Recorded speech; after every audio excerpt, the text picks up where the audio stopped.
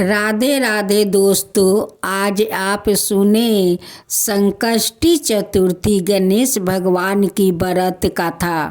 संकष्टी चतुर्थी का व्रत सुख समृद्धि प्रदान करने वाला व्रत माना जाता है। ऐसी मान्यता है कि जो इस व्रत को रखता है उसके जीवन में सुख, शांति और समृद्धि की प्राप्ति होती है।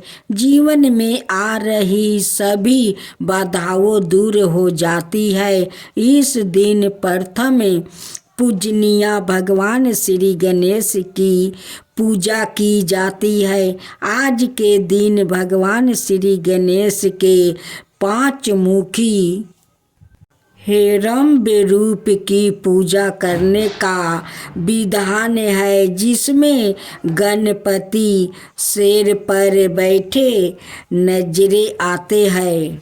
मानता है कि जो भी भक्त आज के दिन हिरण्य रूप में भगवान गणेश की पूजा कर चंद्र देव को अर्घ देते हैं, भगवान उसके सभी कष्ट हर लेते हैं। इसी दिन भगवान श्री गणेश की विधि विधान से पूजा करनी चाहिए और पूजन के बाद व्रत कथा और आरती जरूर करनी चाहिए।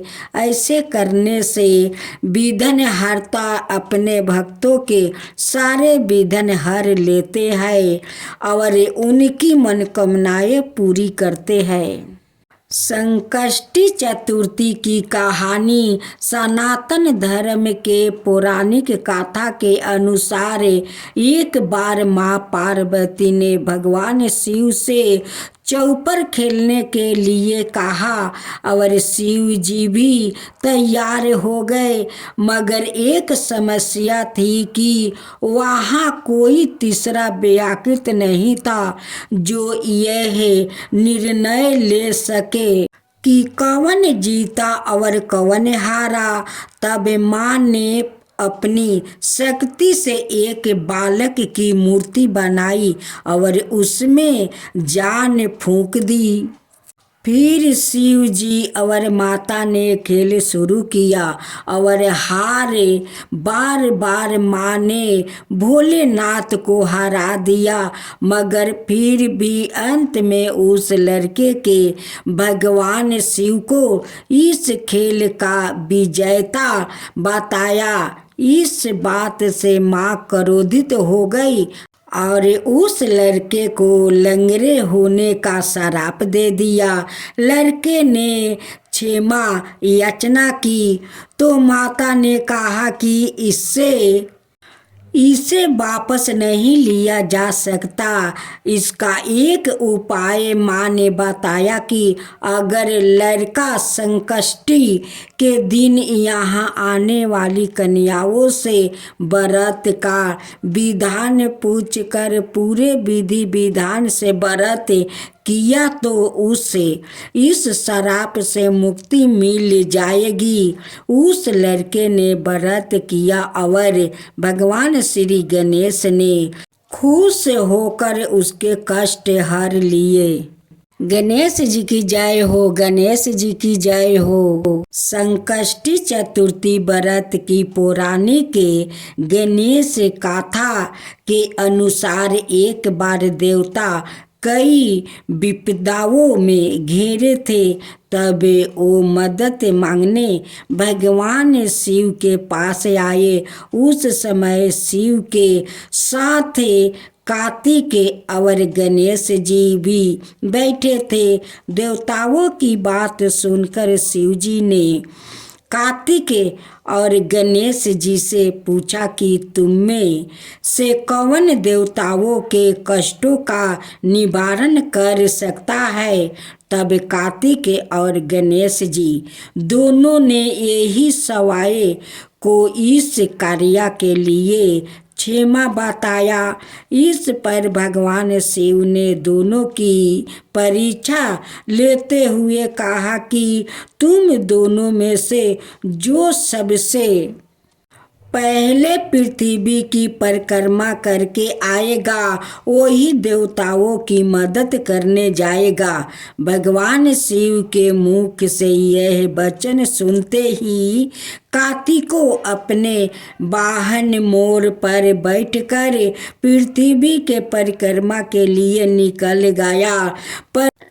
परंतु गणेश जी सोच में पड़ गए कि वो चूहे के ऊपर चढ़कर सारी पृथ्वी की परिक्रमा करेंगे तो इस कार्य में उन्हें बहुत समय लग जाएगा।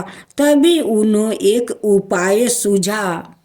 गणेश जी अपने स्थान से उठे और अपने माता पिता की 7 बार परिक्रमा करके वापस बैठ गए। परिक्रमा करके लौटने पर कार्तिकेय सवाई को विजयता बताने लगे। तब शिव जी ने श्री गणेश से पृथ्वी की परिक्रमा न करने का कारण पूछा। तब उन्होंने कहा, माता पिता के चरणों में ही समस्त लोग हैं। यह सुनकर भगवान शिव ने गणेश जी को देवताओं के संकट दूर करने की आज्ञा दी। इस प्रकार शिव जी ने श्री गणेश को आशीर्वाद दिया कि चतुर्थी के दिन जो तुम्हारा पूजन करेगा और रात्रि में चंद्रमा को अर्घ देगा, उसके तीनों तप योनि दैहिक तप, दैविक तप और भौतिक तप दूर होंगे। इस व्रत से व्रतधारी के सभी तरह के दुख दूर होंगे और उससे जीवन के भौतिक सुखों की प्राप्ति होगी। चारों तरफ से मनुष्य की खयाती और सुख समृद्धि बढ़ेगी और पुत्रादि धन ऐश्वर्य की कमी नहीं रहेगी। अतः यह चतुर्थी हर विपदा दूर करने वाली मानी जाती है। गणेश जी की जय हो, गणेश जी की जय हो। एक समय की बात है कि गणेश जी एक वेदक और दुर्बल ब्राह्मण का रूप धारण करके भिक्षाटन के लिए इस मधुर भाषनिया के घर आई। ब्राह्मण ने कहा कि हे बेटी, मुझे भिक्षा स्वरूप इतना भोजन दो कि मेरी क्षुधा शांत हो जाए। उस ब्राह्मण की बात सुनकर उस धर्मपरायण कन्या ने उस ब्राह्मण का विधिवत भोजन किया। भक्ति पूर्वक भोजन कराने के बाद उसने ब्राह्मण को वस्त्रादि दिए। कन्या की सेवा से संतुष्ट होकर ब्राह्मण कहने लगे, हे कल्याणी, हम तुम पर प्रसन्न है।